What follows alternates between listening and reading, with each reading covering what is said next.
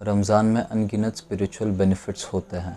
अल्लाह की तरफ से रहमतों की बारिश होती है, इसलिए इस महीने का हर एक सेकंड बहुत ज़्यादा इम्पॉर्टेंट होता है। रमज़ान में सिर्फ स्पिरिचुअल बेनिफिट्स नहीं होते, बहुत सारे फिज़िकल बेनिफिट्स भी होते हैं।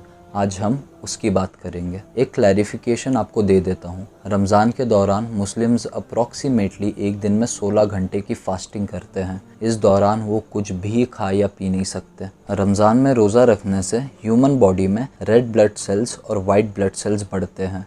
ये सेल्स ऑक्सीजन कैरी करते हैं, इसी के साथ इन्फेक्शंस और डिजीज़ेस से भी लड़ते हैं। बहुत से रिसर्च के हिसाब से फास्टिंग से कैंसर के सिम्टम्स रिवर्स हो सकते हैं। ये होता है ग्लूकोसिंथेसिस में रिडक्शन की वजह से। रोज़ा रखने से हाई ब्लड प्रेशर और दूसरे कार्डियोवास्कुलर डिजीज़ेस जैसे हार्ट अटैक वगैरह का रिस्क बहुत कम हो जाता है। इसी के साथ आपका दिमाग दौड़ने लगता है, आपका फोकस बढ़ता है और ओवरऑल आपका ब्रेन बेटर तरीके से ऑपरेट करता है। बट वो कैसे? नर्व ग्रोथ फैक्टर और ब्रेन डिराइव्ड न्यूट्रोफिक फैक्टर, ये दोनों प्रोटीन्स हैं। NGF न्यूरॉन्स के ग्रोथ और मेंटेनेंस का जिम्मेदार है और BNDF एग्जिस्टिंग ब्रेन सेल्स को जिंदा रखकर नए ब्रेन सेल्स बनाने का काम करता है। अगर गलती से BNDF कम हो गया तो आपको अल्जाइमर्स जैसी खतरनाक बीमारी हो सकती है। रोज़े की हालत में एक इंसान एटलीस्ट 16 घंटे या उससे ज़्यादा भूखा रहता है तो लगे हाथ डाइटिंग भी हो जाती है और as a result body fat कम हो जाता है,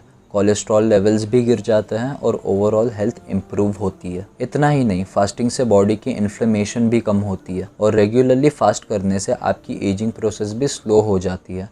मतलब आप बुढ़े होकर भी जवान ही रहोगे। जब मुस्लिम्स पूरा महीना रोज़ा रखते हैं तो ईद आने तक उनकी बॉडी पूरी तरह से डिटॉक्सिफाई हो जाती है। बॉडी की सारी हार्मफुल चीज़ें बाहर निकल जाती है, डाइजेस्टिव सिस्टम की पूरी तरह से मरम्मत हो जाती है और ब्लड सर्कुलेशन भी इम्प्रूव हो जाता है। ह्यूमन बॉडी को शुगर डाइजेस्ट करने के लिए 1 से 1.5 घंटा लगता है और अगर आप रोज़े की हालत में हो तो आप ऑटोमेटिकली शुगर लेवल्स कट कर दोगे।